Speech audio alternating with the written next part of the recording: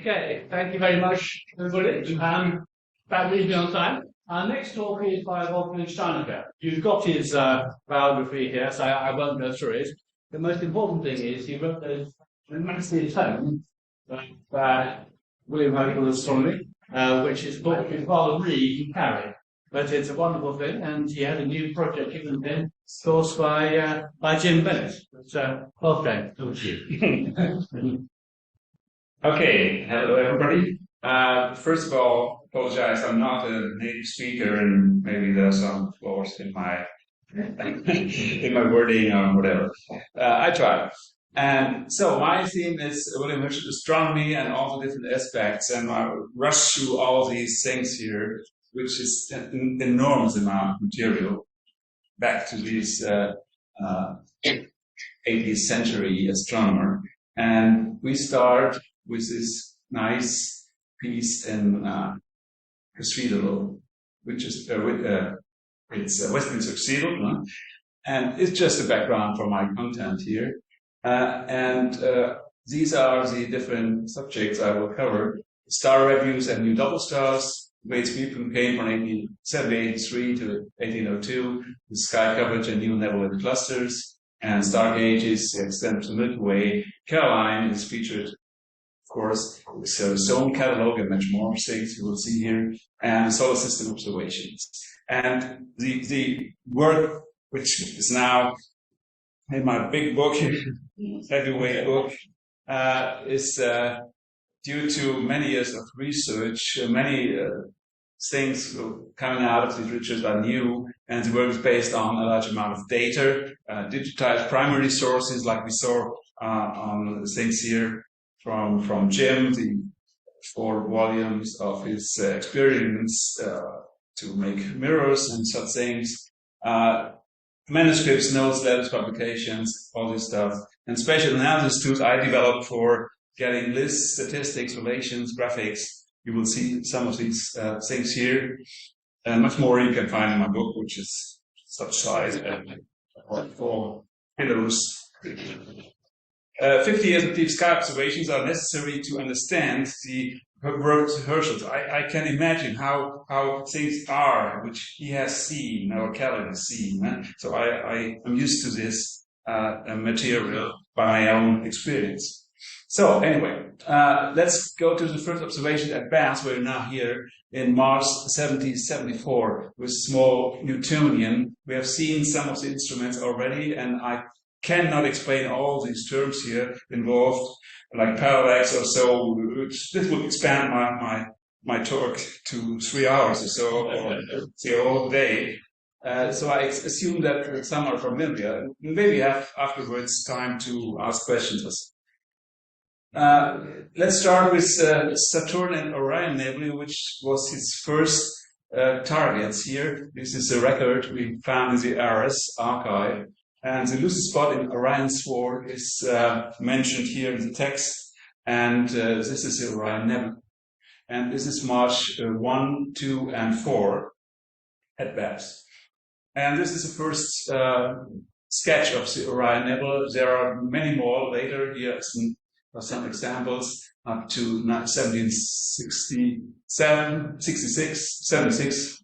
excuse me. And the basic sources he had at that time, books and catalogs, are Ferguson's Astronomy, Smith's Optics, we have already seen the title page here, and Flamsteed's British catalogue.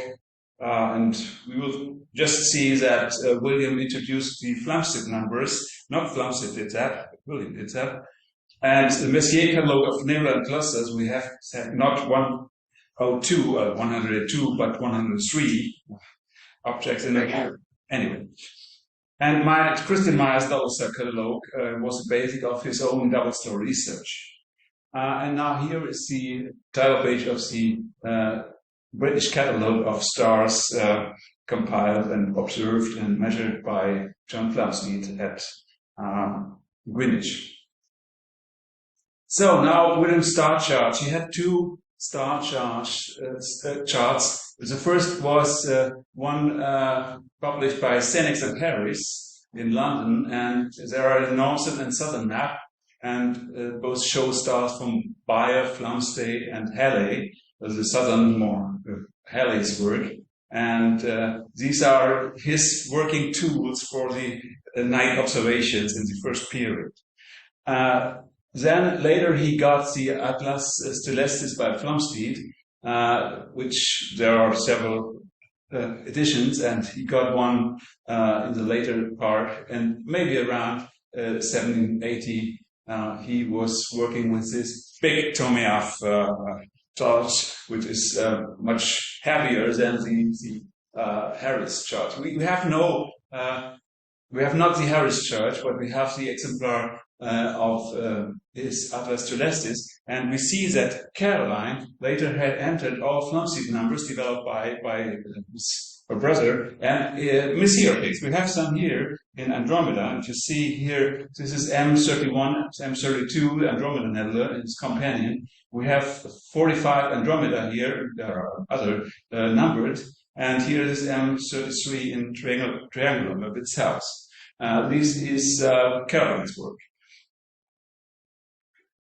Now we come to the first major part of his research, the star reviews. There were three. The first is only a trial, and the later two are the main part of his double star research and or search for double stars. The intention was stellar parallax, to see how far a star can be, and star pairs were assumed by him as optical pairs, so just behind one another, and by different motions, due to the Earth's motions, they have different motion on the sky. That was his intention, to see for, or to look for star pairs.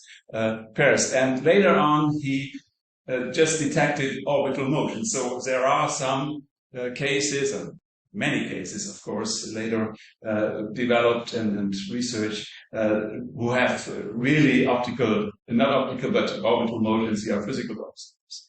Two public catalogues of dollars were published, and Meyer had 72, and 799 cases were new due to the work of William.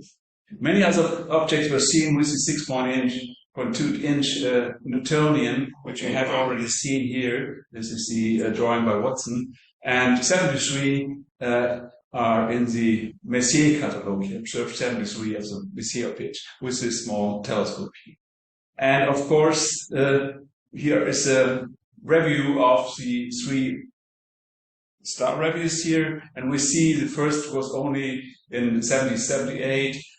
Location was Bath for both, and later Datchet came to these places here, and the nights are unknown. Here only a short time were observed here in 1778 for double stars. Only one was found. This is Castor in Gemini. And here is much more impressive is this second period here with Bayer stars and Flamsteeds and vicinity around Panther stars were observed to look for such pairs. And the first were only 4 magnitudes. These are 7 to 8 and later 8 to 9 magnitudes. And the charts were used from Xenix and later the Atlas Stellestis. And the 7 feet was this, not this. Oh, sorry. It's good. And the 6.2 inches seen here was a magnitude of 227 and later 460 for just deeper surveys here. One of the finds which had much response here is Polaris, the polar star, pole star at Epsilon Lyrae, for instance. 251 here and 447 in the last review. It's enormous amount of material information, and we have all in the records stored at the archives at the BRLSI. So by accident he found Uranus. Anyway, it was found in Taurus here.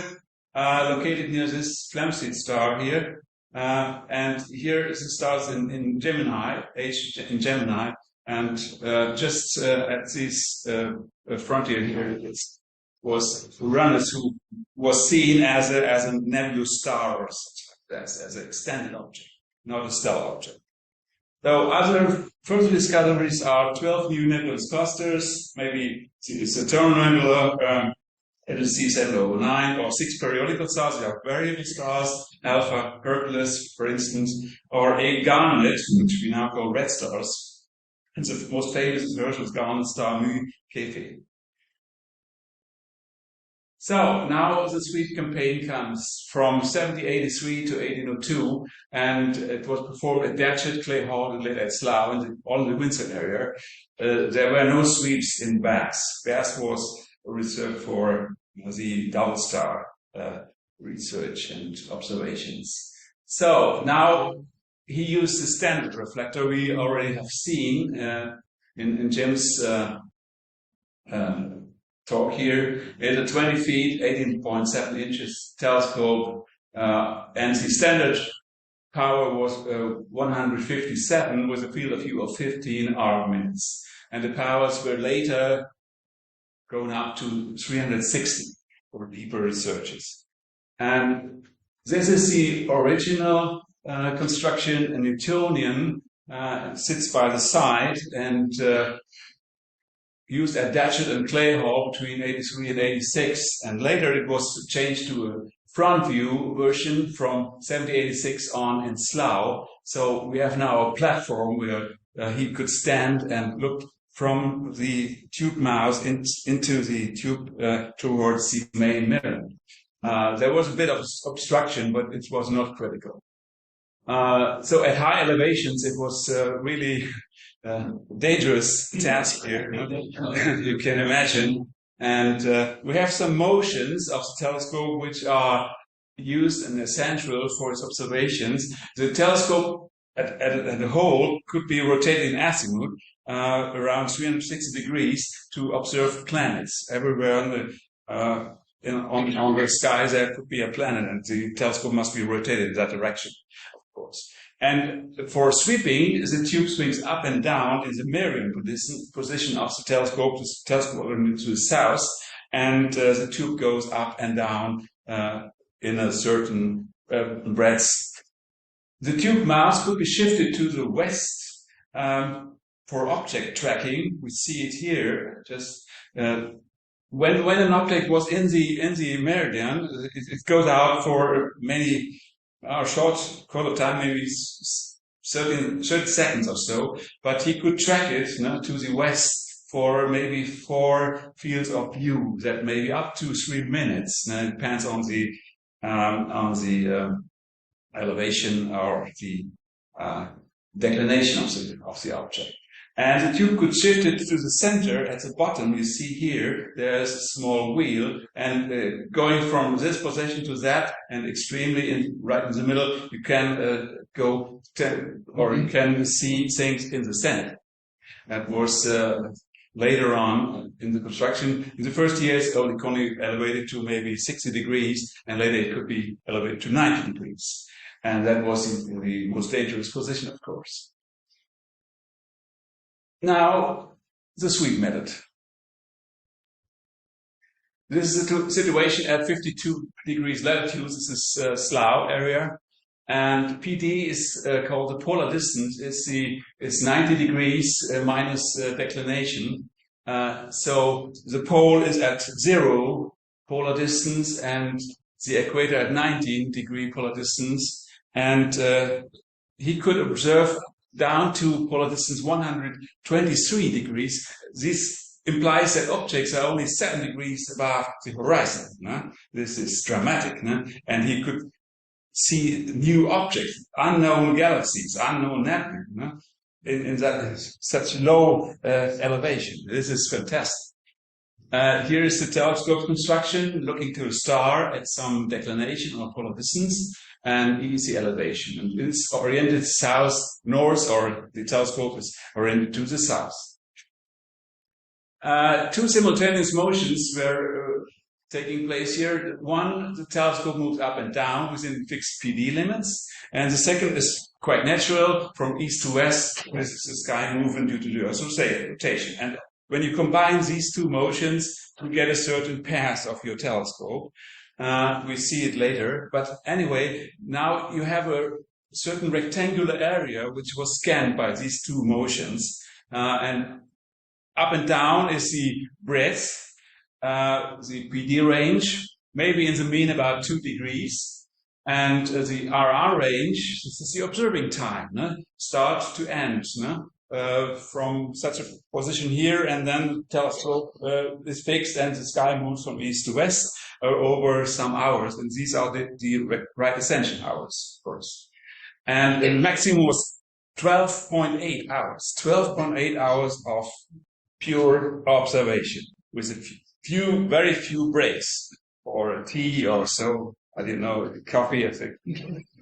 Coffee, maybe tea or a glass of water or whatever. Or to bit warm up in Caroline's office, small office, just by the telescope. Now William Caroline performed 1,112 sweeps in the period of 1783 to 1802. And often several sweeps were made per night, maximum was 17, and 167 sweeps were taken in the north. So the basic motion was just in azimuth to rotate it 100 degrees to point to the north. And then you go up and make the same things in the north, above the pole or below the pole, two possibilities. And 5 sweeps were made in the east, maybe to see Andromeda Galaxy as early as possible. So it was rotated to the east, 90 by 90 degrees. Now, 3 persons were involved in the case here. The observer, William, located permanently looking into the eyepiece, recorder, Caroline, noted descriptions, sidereal time, PD, transmitted by a string to her desk. We already know it from Jim. And a workman, where his names are written down, controlling the sweep motion. There was a handle near the bottom of the telescope here, and he could move up and down the telescope by his hand. And yes, the instructions came from William, go up, go down, by a constant rotation of the hand.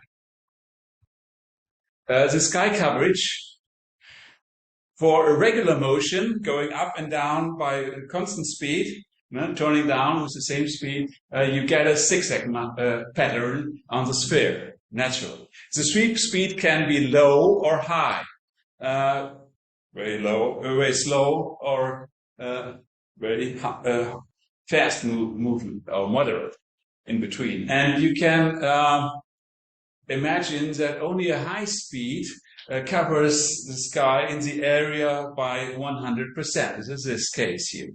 Otherwise, you have gaps. You do not see this pretty nice nebula here, or these stars here. They are lost. Yeah, that's natural. And one can calculate the coverage and see that it depends only on time, t, to cross the breadth, d. Maybe it is 2 minutes or 1 minute or half a minute, so it's on different speeds you get. And now this is formula, and for instance, you have 2 minutes to go from this point to that point, and during that the sky moves from east to west. You have a coverage of 0.44 or 44%. The rest is lost. In high movement, half a minute, you get 100%. And here for 1 minute, you get 75% coverage. Anyway, most of the sweeps have gaps, of course. So, no gaps, no object miss, large gaps, many object miss. William was aware of the gap problem, of course, and it affects the effectiveness of sweeping, of course. If you are very, very fast, you cover all things, but very fast means you have to write down very fast or shout very fast information to Caroline. This was stressed, all over. No way. The sweep data were documented by Caroline with very, very few errors inside. I found some, of course, but they are very few. They are pretty exact and good handwritten things that you can see all things or can interpret what she wrote down, and there's no. William has a more strange writing, and it's very to the later end. It's very strange to see what has he written down. But Caroline, from the beginning to the end, was perfect. And the records comprise 8 volumes, all stored at the RS. We'll hear from Shane Prosser, of course, about these things here later. The huge amount of information was analyzed by me by using special tools, software tools, to get the relations and everything you can get out there.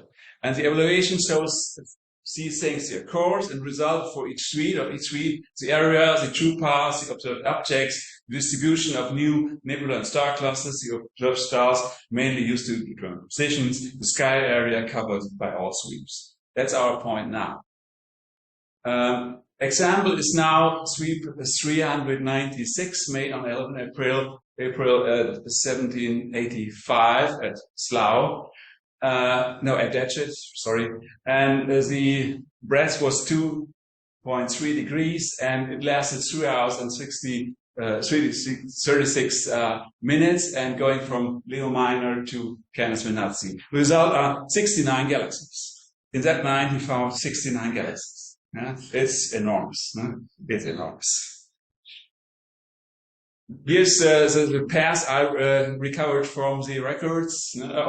Part of the path, only a section of 13 minutes here. Now going up and down, and you see there are gaps, or there are some returns here, or stops, or whatever here.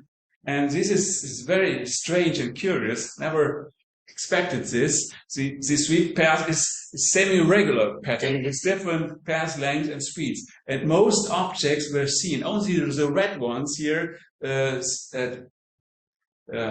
pictured as red, are not seen. All other were seen. No? And when the nebula entered the field, William issued a stop order to the workman for his detailed study, which couldn't take, because of the tracking, about 3 minutes. He called out a brief description to Caroline. Here's one in Caroline's handwriting of the 57th sweep here in Hydra, and here was a nebula. The motion was reversed when he expected neighboring objects. This is strange, why you couldn't expect neighboring objects if you are going down. And no one has seen this region before him with that resolution. So it seems that he anticipated new objects. He wrote in his own words, instinct of when it is likely to find nebula. This shocked me. It's so strange. He could go by a regular pattern and miss many objects here, but not. It's not the case. So the success rate is high, very high, unexplainably high. William sweeps for nebula and star clusters. Now comes a big picture. All areas, all objects, all reference stars. You see it here. This is a map. All the rectangles here in gray, or here light blue, this is the Milky Way here. So it's the Milky Way. So all these rectangles here are the sweep areas. They are overlapping, of course. There are red dots. These are the 2,447 discovered nebula clusters. And the black dots are the reference stars, mostly by Flamsteed's catalog or atlas. And 3,638 stars were observed. 1,063 were used as reference stars for getting the positions. This is a big picture. Total sweep area covers 90% of the visible sky from southern England. 90%. Geometric analysis shows that the total sweep area overlap is about 36%. This means that some objects were found in multiple times, more than once. The maximum is 8 for one object, 8 times. So there are 8 records for this object. So maybe it was planned because Caroline has a plan for the night. And maybe there's some object with some diffuse structure or not written well in the last sweep. So once again, try once again. It is difficult task to determine the coverage for individual sweeps. So this pattern I show you for the Kansas sweep 396. By a statistical trick, one can estimate the total sweep coverage, and this goes in this way. With an 18.7 inch, William was able to see all deep sky objects brighter than 13.5 magnitudes. This is a fact, because this is the magnitude distribution, and you see here 12.5 is the mean, and so about 13, 14 all were seen, and the fainter it goes down. This is normal, of course. And there are not many bright objects, of course, on the other side. So if you take 13.5 magnitude as a limit, we have another fact that the sweep analysis shows that only a few of them were missed on the pass. This implies a high success rate. I already mentioned that. So nearly all were seen if they are there and on the pass. No? And the area covered by all sweeps contains 3,523 objects brighter than 13.5 magnitude by the catalogues we have now. No? There are so many objects. And William saw 2,447 of them. So that's the number of 10 to 1,076 missed objects are simply due to the gaps. No?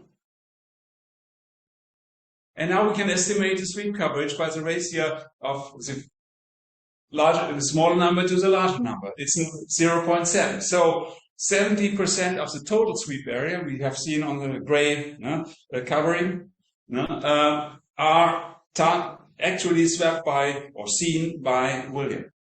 So if we combine both numbers, 0.9 for 90%, 0.7 for this ratio here, we have 0.36. So William inspected 63% of the visible sky from this lower.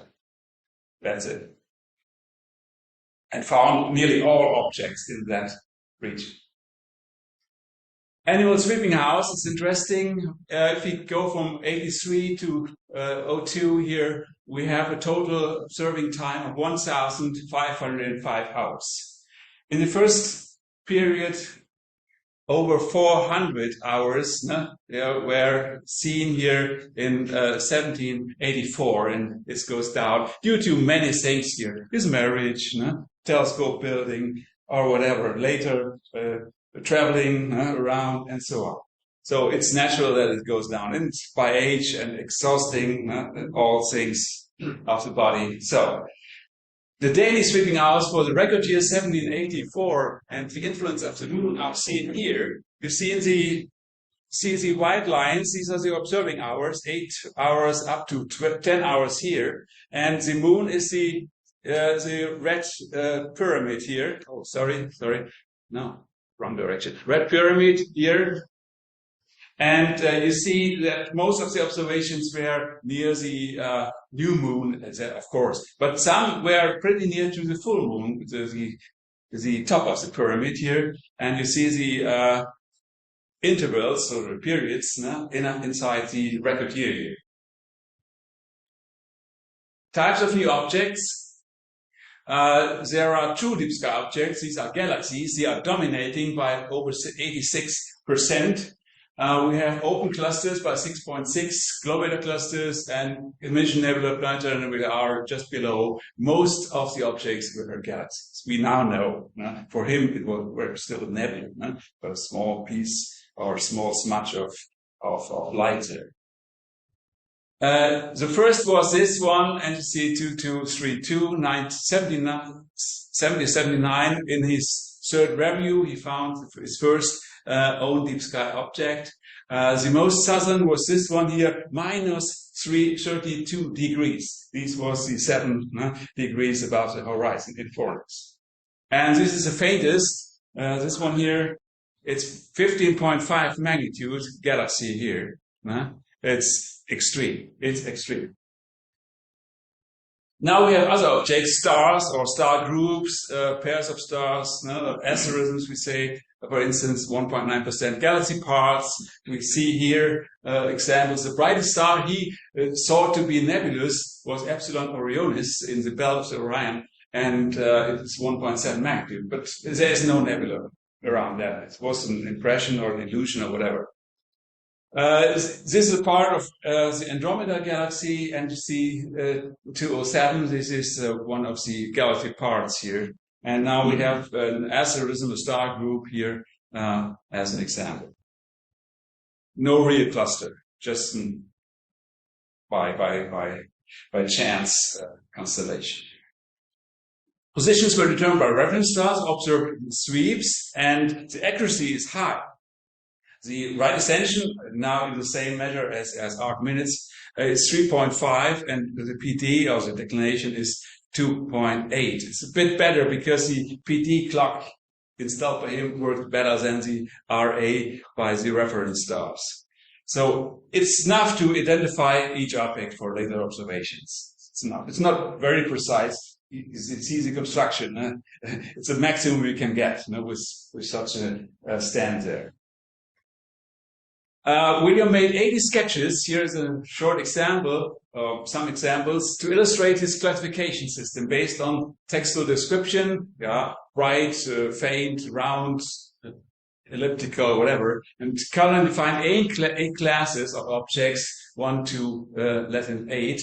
And here are some examples. This is the Andromeda galaxy, not the M31, another one with a fine absorption lane here, which was recognized by William here in his own sketch. Then here the Hubble's variable nebula. We saw a star and a fan-shaped structure.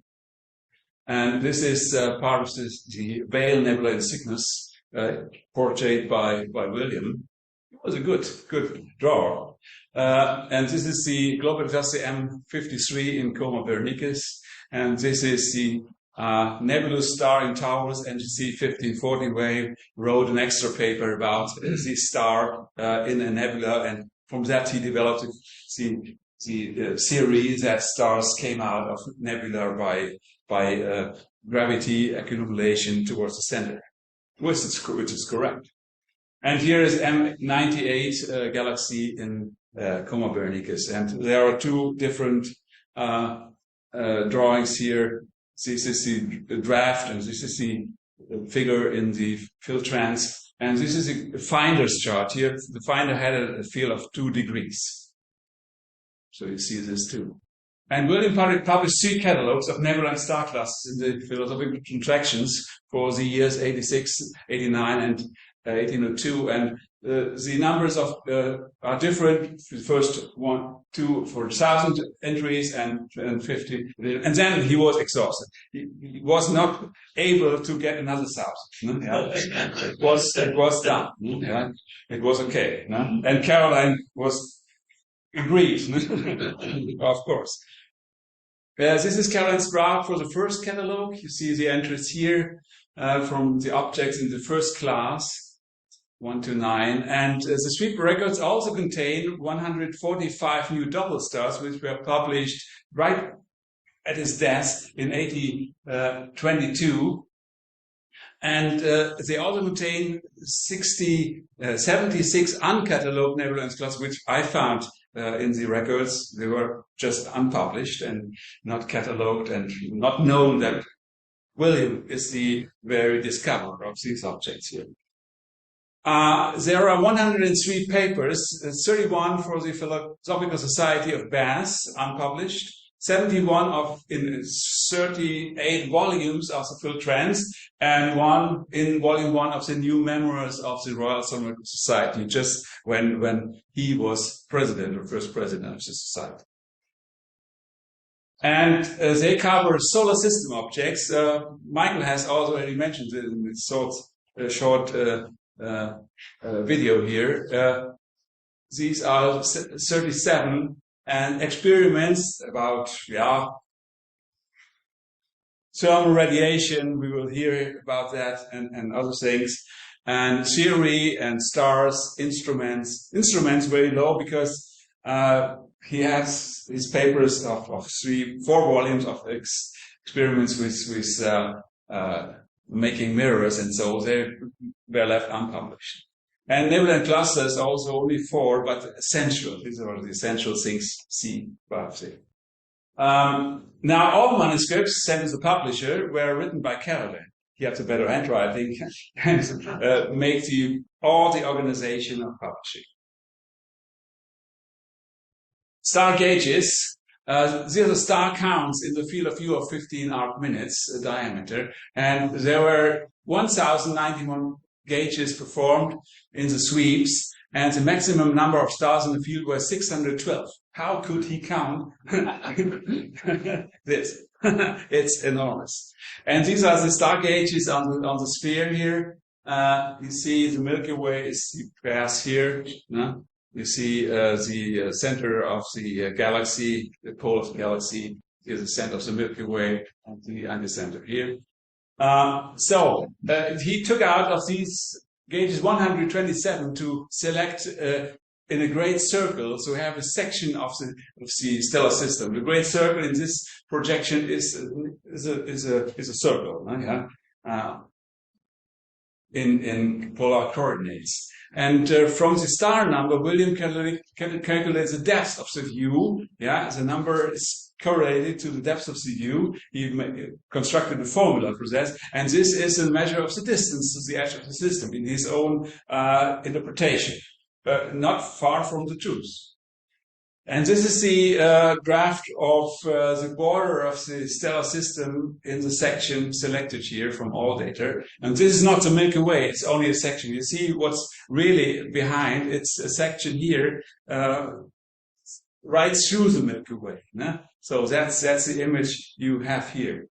And in the literature you found, the Milky Way was seen like this by Herschel with the sun in the center.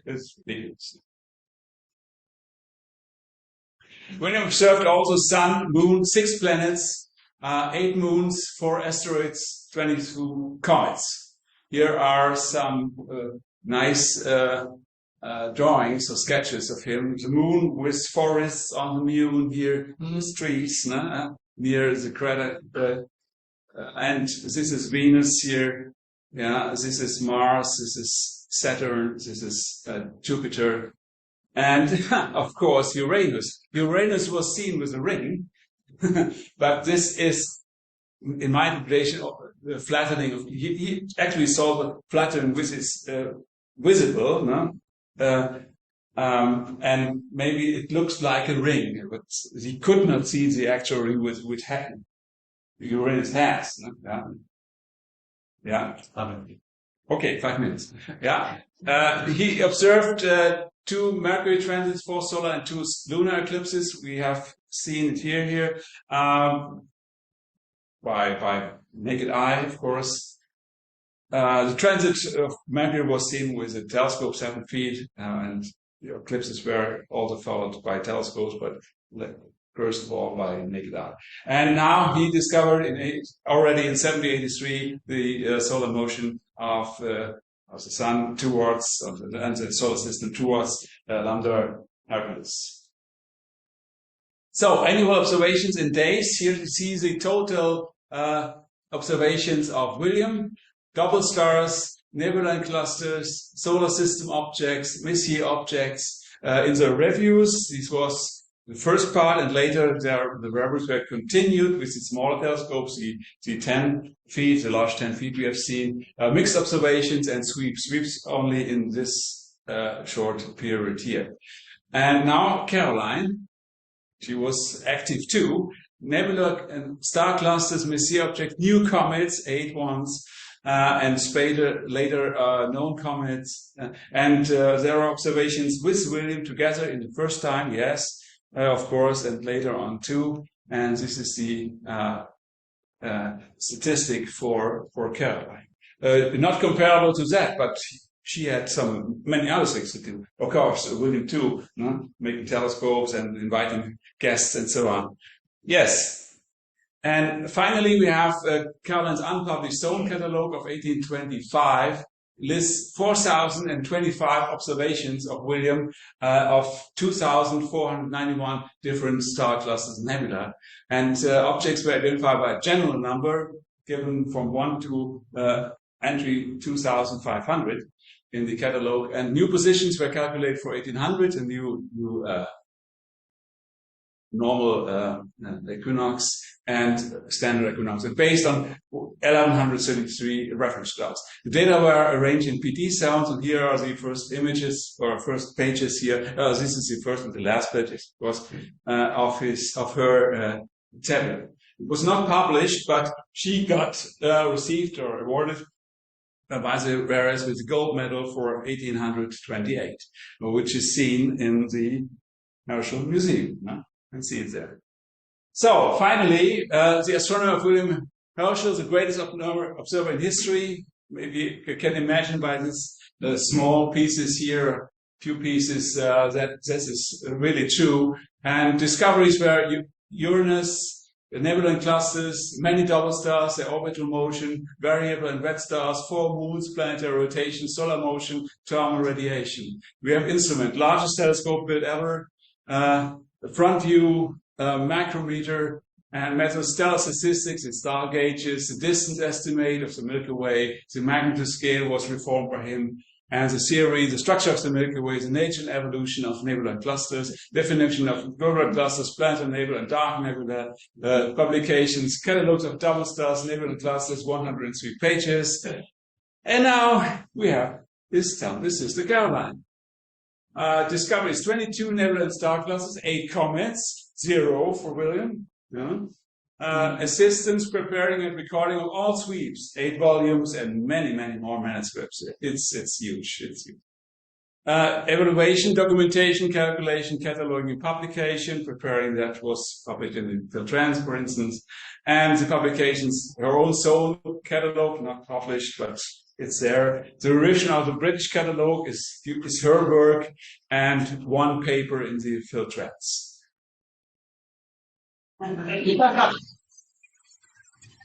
It's a fantastic summary, you can call it that, of William and Caroline's amazing record in what they observed and what they recorded. And it must have taken a patience and diligence worthy of a Herschel. As to whether it's William or Caroline, but there must have been a Herschel blood in there. And I can certainly commend the book. And indeed, the book is also almost as obsessive in terms of things that lists for dozens of appendices and annexes, every possible analysis you want to have of the observations you'll find in there. But it is a way to turn. So questions? So, do you know where wait for Mike? Hang on. Wait for Mike. by the time they started doing is it possible that by the time they started the systematic sweeps, William particularly had such a knowledge of the sky that he kind of subconsciously knew where this hazy thing was and planned, because you said, the way they planned the star sweeps with the gaps and... Yes, but you must see 2 different ways of observing. In the star reviews, only the small refractor, which is on display at the Herschel Museum, was used, and it was only for stars and very bright nebula and star clusters.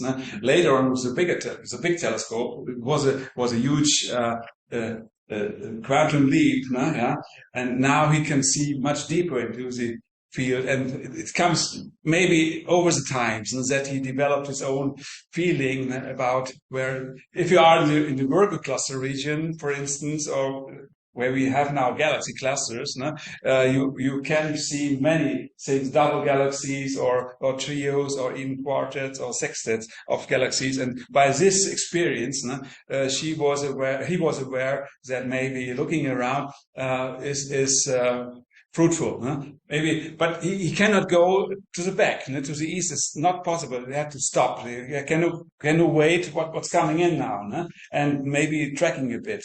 So that's the only way. And that's now it's always fantastic. Anyway, if you have a experience in that way, it's nevertheless fantastic what he did. Yeah, I cannot explain. Another question. Yes. What are the chemical or atomic forces what are the chemical or atomic forces determining the dimensions of a star? Are they principally gravitational? I'm sorry, this talk is actually about William's observations. That's a fairly good question. So can I please leave for later if you want to raise it in the Anyway, one thing about Newton's gravity. It was aware of Newton's gravity because of his original work. No? We have just heard some James about that. No? Yes, sir, about. Is there any record in those amazing sweeps how they dealt with passing clouds?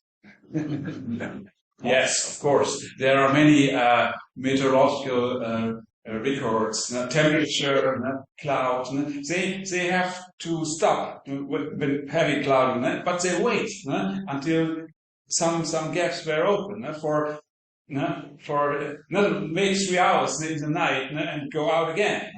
And it was colder now, and nasty, whatever. It was misty or dusty or whatever. Or slippery. All conditions, they took all opportunity to observe both. And that was fantastic. Another question. Your pardon.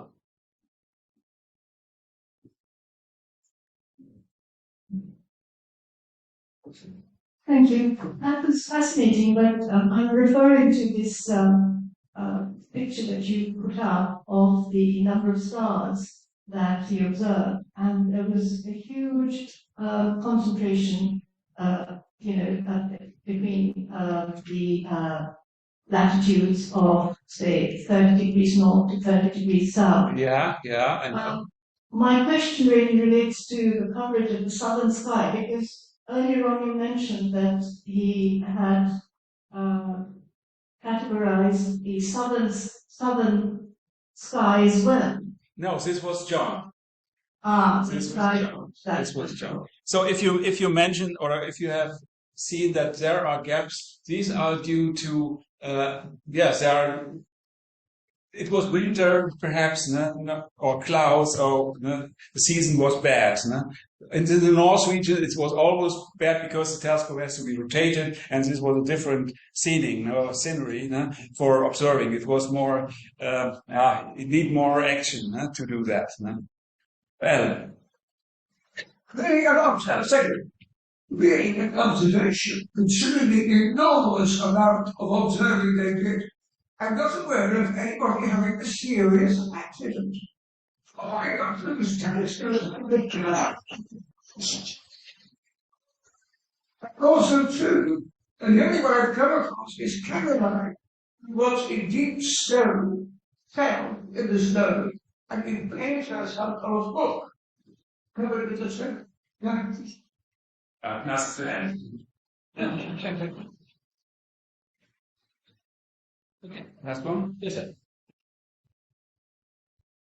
So John reswept the northern skies after Yes. William. He seemed to be perhaps more efficient.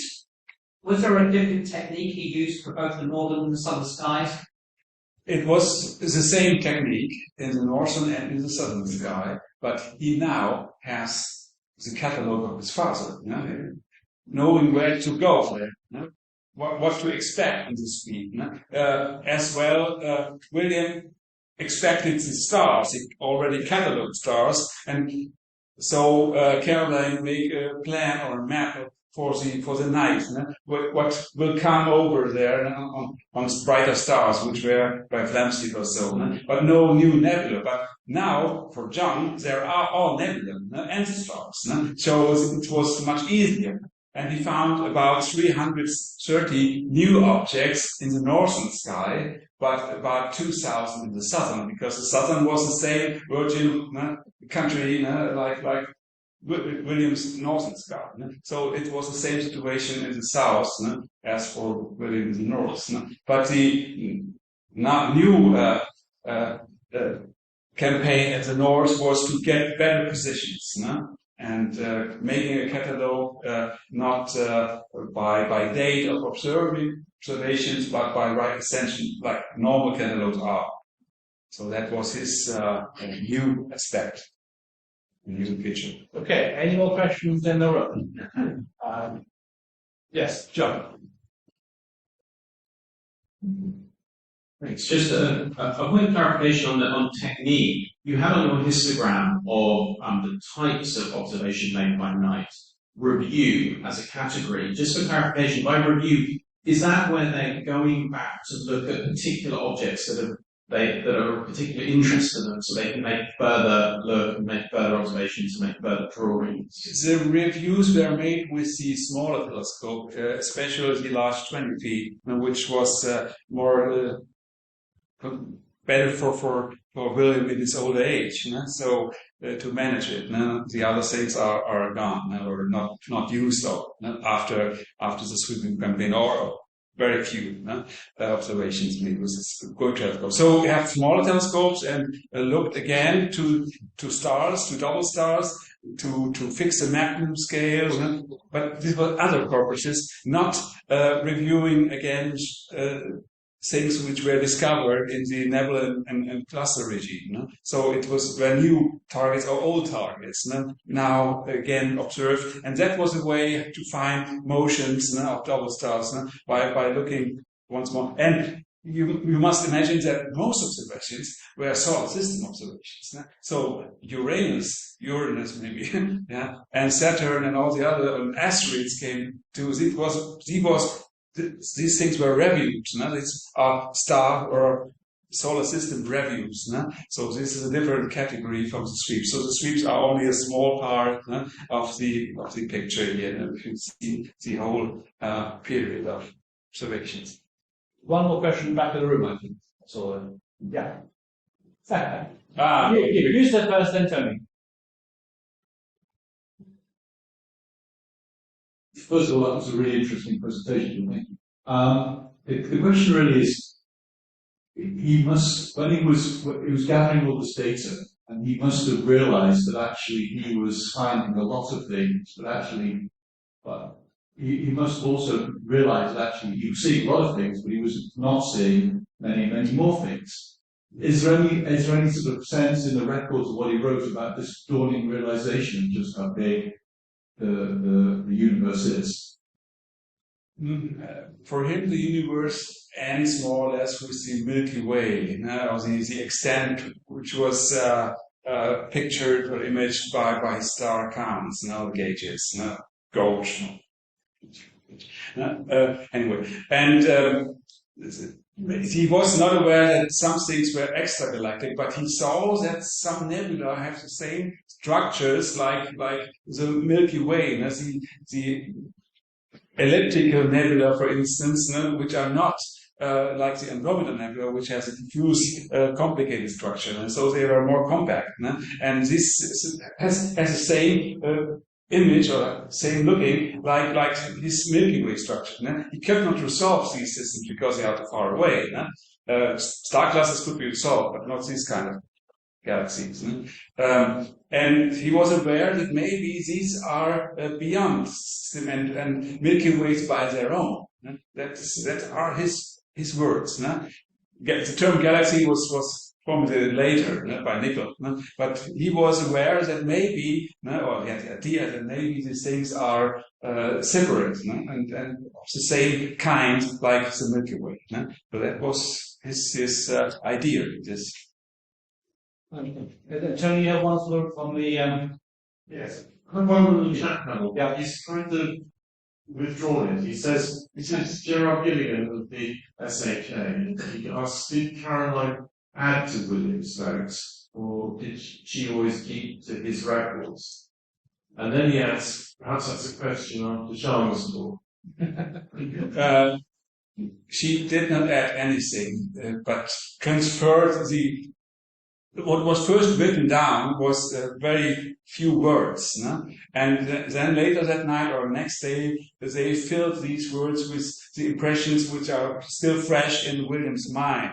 So there were sentences now, and William himself in the first years made his own records. So we have different sources, and what Callan does is put together these sources in a complete description, and there is of all 2,500 objects, or entries, there is a single page or more pages than one for objects, and then he put a huge separate volume, which is not stored at the ARS but at the Royal Society. No? They have not digitized these things. I have to photograph all these things there in many hours by myself, observing hours. And so you can see what's behind these tasks. No? It's enormous. Yeah. And we'll talk of enormous. I mean, I think Wolfgang has done an enormous amount of work to analyse. He really has. And in doing so, he's done a great service to the arts community who admire the Herschel so much. So thank you again, Wolfgang. This is a very brief introduction, sort of demo that I have here, where I have a spectrometer which we can play with, and I can demonstrate, where the infrared is and kind of what Herschel did. But I have a very short PowerPoint here to introduce that. And I'll start off with the experiment that Herschel did. And that's in fact, if you go to the Herschel Museum, you can see a layout of what he did. He was using sunlight, and the reason he was using sunlight, he wanted to find a filter that would allow him to look at the sun through his telescope. So he wanted to get rid of all the heat and the brilliant light coming through a telescope when you look look through a telescope to the sun. So he was investigating, as he did for all of these things, he was investigating ways to build a filter that would filter out the heat from sunlight. But he didn't know what colour the filter needed to be, and so he did a series of experiments. So he projected a solar spectrum onto a horizontal board using a prism and sunlight. I can't repeat it here because sunlight is as rare as rocking horse shit, as they say, in this country. So I can't do it here, but this is a visual sort of demonstration of what he did. I don't have my first screen involved, but never mind. On the top panel, you can see a prismatic spectrum, which is all bunched up to the red. If you disperse using a grating, it's spread out more or less linearly across the spectrum. But a prism bunches the light up to the red. And what he did is put his thermometers at various colours down the spectrum, he painted the bulbs black so they'd absorb energy, that would absorb light. And he just measured the temperatures relative to the temperature of the room. And he found, I think by accident, that when he put his thermometer bulb beyond the visible red, he got his highest temperature. Now, in retrospect, we realise that's partly because he was detecting infrared light. Well, certainly because he was detecting infrared light. But he was aided by the fact that the light was all scrunched up together, so he's getting more light on his thermometer bulb than he would have done in the blue. So he had an advantage. But, that's an experimental advantage. Probably helped him make a great discovery. So anyway, I don't want to spend all the time talking about Herschel's discovery, but that was the origin of the realization that there was energy coming from somewhere outside the range that you could see with your eyes. And it was concentrated beyond the red end of the spectrum. Now, he called this radiant heat. When he tried to present this to the Royal Society, he got killed by all the other Royal Society members who thought he was talking complete rubbish. And so he rather moderated his language. Anyway, it was 80 years before his discovery, roughly, until James Clerk Maxwell and Rayleigh and people came along and realized that it was part of the electromagnetic spectrum. And then, of course, it was relatively well understood that you could go beyond the visible spectrum and all the consequences that follow therefrom. And a great many of them being astronomy, because we have satellites which go all the way from gamma rays all the way through X-rays, ultraviolet, visible, infrared, far infrared, radio, and wherever. So his discovery was very early, it was before its time, but it had enormous implications. We're seeing the effects of these implications all around us today. And so I just wanted to run through a quick view of the kinds of things that you see. The bottom panel on this is the same spectrum taken with a full spectrum camera, which I actually have somewhere. I'll put it down somewhere. We could also play with that. but that allows me to see into the infrared. So this pinkish colour on the right is the camera seeing the infrared radiation. And then it dies off because that's the sensitivity of the camera falls off at around about 1,000 nanometers in the near infrared. This is a more visceral visual demonstration of it using a diffraction grating rather than a prism, where I'm shining a bright collimated light source onto the grating and seeing the first order spectrum on the bottom. And you can see that spectrum taken with an ordinary color camera and then taken with my full spectrum camera, which shows that extra range of near infrared radiation you can see. Now, I'm going to focus on one thing about that infrared range, which is, I believe, of extreme importance, and it's only just being discovered as we speak, and that's the effect of light on light. And this is a very simplified version of the various ways in which light interacts with our own bodies and the bodies of all animals, and also indeed with plants. So in the left hand then you got the ultraviolet radiation you can't see, but that synthesizes vitamin D in your skin, very important for blue light. There is a range of blue light that is potentially very damaging to all life. And I can talk about that in the discussion, but probably not in this talk. But, you know, George Orwell, blue light bad, red light good. That's the one takeaway that you can take from this talk. Red light, photosynthesis, of course, red light. Most of photosynthesis occurs at far red, which we can still just see. Some of it occurs in the blue, but the blue is dangerous for plants as well as animals. It creates what's called reactive oxygens. You know you take antioxidants to stop you getting sick and dying. Well, these are the oxidants which you want to anti. And you can generate reactive oxygens with blue light. It so happens that blue light corresponds to the light you see in all modern LEDs, which is a real problem. This is roughly what daylight looks like. Skylight, it's actually taken from clouds. This is just the visible spectrum here, taken, not with my spectrometer here, it's actually taken with this device, which is a radiometer, so it's calibrated in watts per square meter per hertz. And that has, we associate color temperatures with light, with lamps, which is actually the temperature of the hot body, the black body, that would emit radiation if it had that temperature. Unfortunately, it's completely opposite to what you call red light, warm light and blue light. The red light is cool and the blue light is hot, rather than the other way around. So that's what skylight looks like. That's what an old-fashioned filament bulb looks like. And you see it has lots and lots of red light, which is, we can't see very, very well, and it wastes a lot of energy. But the blue light is relatively weak from one of those bulbs. And then we have a fluorescent tube, essentially, which is a very odd kind of spectrum. That also has a color temperature associated with it, how much blue light there is in it. And that's a modern LED. And it's driven by this blue peak. So all the energy going into producing the other colors comes from this blue peak. The other colors are produced by phosphors within the bulb that glow when they're illuminated with the blue light. Now, this is a particularly hot, this is a kind of photo LED that we would use for taking daylight color pictures and so on.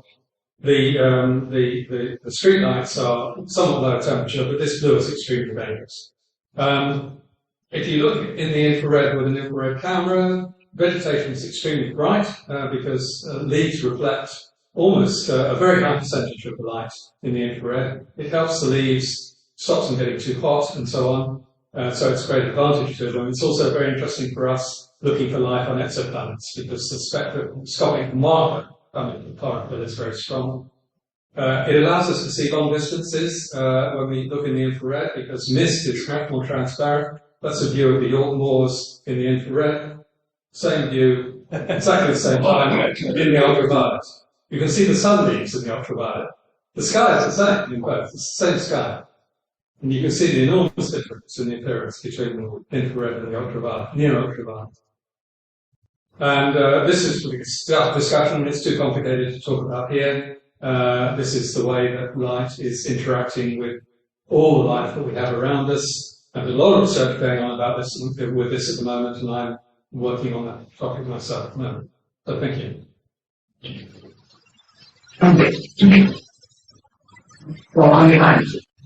If we'll switch now to the new topic, which I'll describe briefly.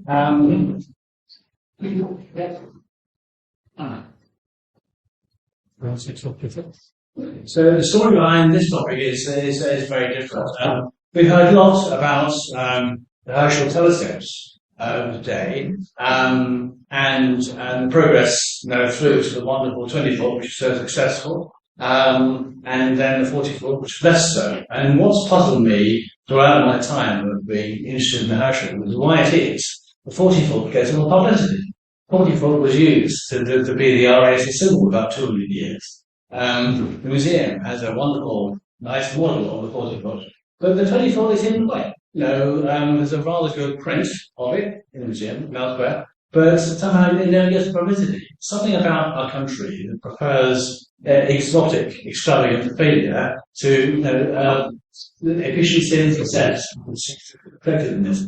So I was trying to think of a way of giving the 20-foot more publicity, and one way of doing it, the best way I thought, was to try and get a model of it. And I scared Claire Dixon because she thought I meant having a physical model of the 20-foot in the garden of the Herschel Museum. Well, I'm going to go for one. Basically, something you can sort of look at and play with and display.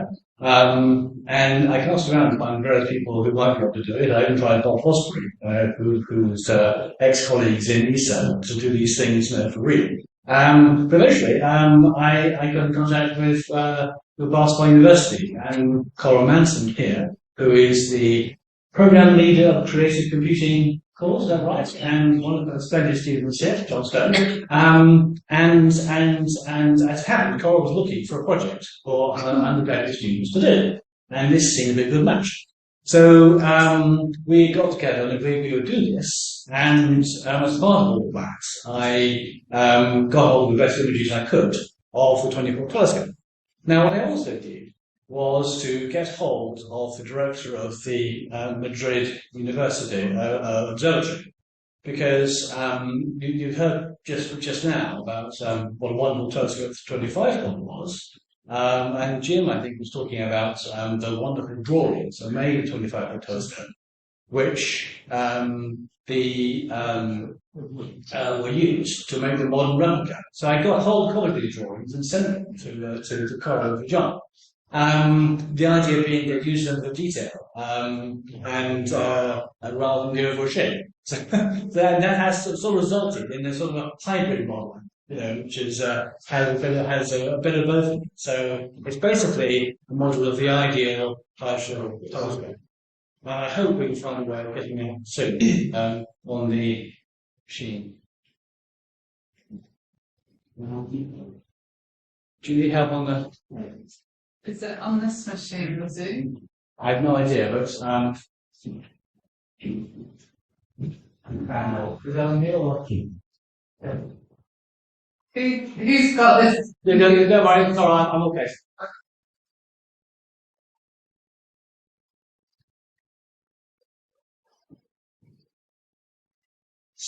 It's a chair. Sorry, we've got a machine. Should we move on down? Yeah, thank you, Chairman.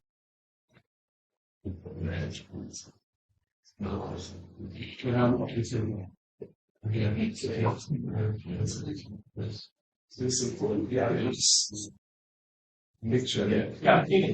Yeah. On each of you, what it's going to be. Thanks very much. It's one of these just side. Good line. So, guess what are you doing? I'm saying, Jonathan, I'm seeing research. There's a little like, we might choose you out, back to the river and stuff. Thank you.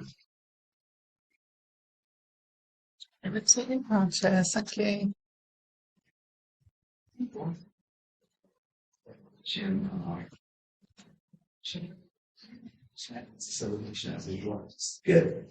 Well, the people. We just need to share screen. Oh, yeah.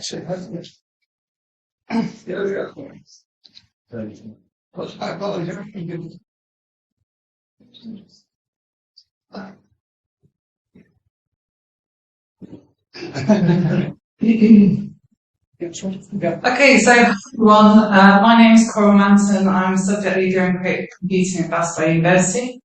And as Charles was saying, every year we look for projects for our students to do within various modules. And we're very proud that over the past few years we've done quite a few projects working with local heritage organisations in Bath. We did one last year with the Bath Royal Literary and Scientific Institute, starting some of our projects with 3D scanning. So we did photogrammetry of some of their collections and put that on the web. But what was really exciting this year was Charles's proposal, because for the first time students would be making something not using an existing object, but using plans, and trying to interpret those into a 3D model. So this is the website. You can find it on Herschel200.com, and this website was developed by John here, John Zane, one of our creative computing students. And then he worked with another one of our students, Jack Beer, who can't be here today. He's at work, and he developed the 3D model. So I'll just scroll down to the model.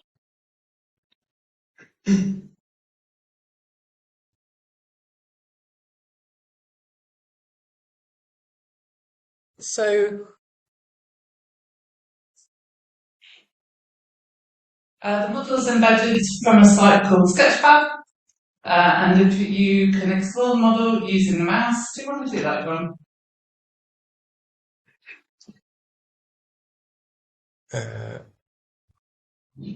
And then you can also move around kind of various annotations that the students have added as well, as part of their research, working with Charles and learning a bit more about the telescope. And we're just really pleased that our students are able to give back to the community of Bath through these sorts of projects, but also learn a bit more about the place in which they're studying. So the model itself was made in Maya by one of our second year students who's learned an awful lot doing it, and using coming from the plans that Charles shared. Thank you.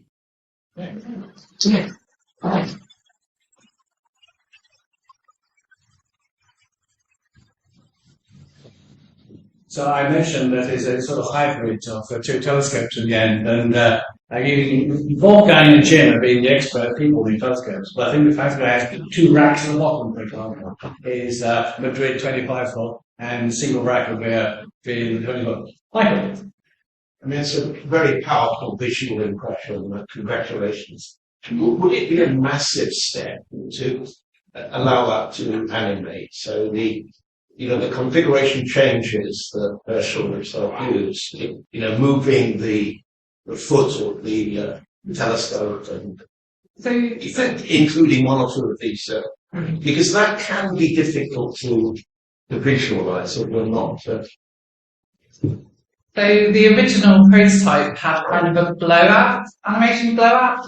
Yeah, even one. Yeah, I think blowout had maybe blowout. And so there was a video that exploded parts of the telescope, but that animation itself wasn't quite of good enough quality. The blow-up was good, but a lot of the use of fonts and things not very good quality. So we haven't shared it. But I think one of the things that we found really fascinating about this is the scale and just how it works. I think for a long time, through just kind of sitting in on the meetings with Charles, I'd assumed there was somebody at the bottom you may expect from many telescopes, but the fact that someone looking through the top, and just I think to try and understand that sort of thing would be a really interesting next step. Very specifically, I would say the foot of the telescope would move, and the pulleys would move, and the platform of the observer goes up and down. I think the question from Michael is basically about making an animated thing as opposed to a thing you can look at in different directions. For animation, was an easy step, or is it? It's our big project. Yes. Well, I think next year's students, you see. Yeah. It's always horrible when you do something like that and someone suggests, that's great. It means they like it. It's a good sign. It's a good sign. Taking it's a good sign. Yeah, no, not at all. Yeah, I mean, I didn't personally create the model. It was mine. I didn't personally create the model. I think the previous blowout version was more, we took the pieces apart and it shows kind of how it got together, but it was less of an engineering aspect. But if it was more of a case of showing how the ropes would move or how the thing would, I think it would be doable, but it would be a little bit more of a difficult step from this stage. It could be very powerful. It could, yeah. Well, I take it from that you'll have future students in future years. So that if we have good projects for you, that'll be good. So a question back there. Can you wait for the mic? Sorry.